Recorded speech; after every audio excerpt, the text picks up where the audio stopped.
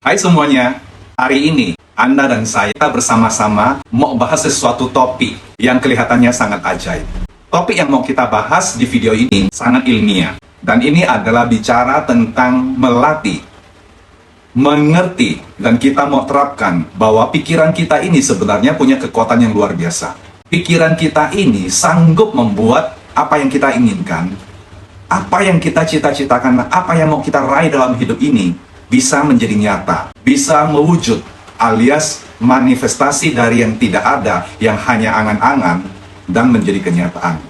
Tenang, ini bukan ilmu santet, apalagi ilmu jurus Naruto. Sama sekali bukan, guys. Kita semua pasti mengerti dan tahu tentang Google.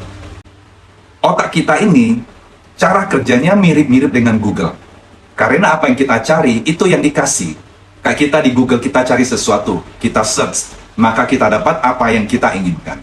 Kalau tiap hari kita bilang, aduh hidup gua ini susah, hidup gua itu berat, hidupku itu selalu gagal melulu, maka Google-nya kita, ya otaknya kita ini akan respon. Maka otak kita alias Google yang ada di dalam diri kita ini akan menjawab, oke, siap, saya catat, saya tahu, saya kerjakan. Kita segera mencari kesusahan-kesusahan yang baru.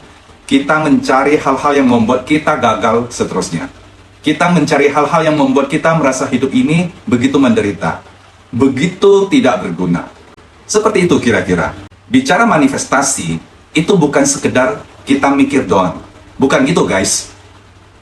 Tapi ada 3 tahap penting yang kita mesti tahu dan kita harus terapkan supaya apa yang kita inginkan, yang kita cita-citakan, yang kita mau raih dalam hidup kita itu bisa menjadi kenyataan. Yang pertama itu adalah bicara tentang pikiran kita, bicara mindset kita. Pikiran kita ini punya kekuatan yang luar biasa, jadi kita harus set pikiran kita. Yang kedua adalah bicara tentang perasaan. Kita harus menjaga apa yang kita inginkan dalam pikiran supaya selaras dengan perasaan kita, dengan hati kita. Dan hati kita itu akan bekerja memancarkan sebuah getaran atau yang sering orang bilang vibrasi ke alam semesta yang Tuhan ciptakan. Dan yang ketiga, jangan lupa, kita perlu bertindak. Jadi kalau cuma mikir doang, tapi nggak dirasain dengan baik, apalagi tidak dilakukan. Tidak ada action, tidak ada tindakan.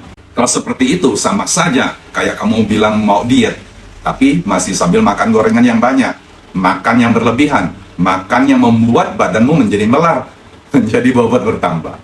Nggak bisa, itu harus selaras. Jadi antara pikiran, perasaan, dan tindakan itu harus selaras.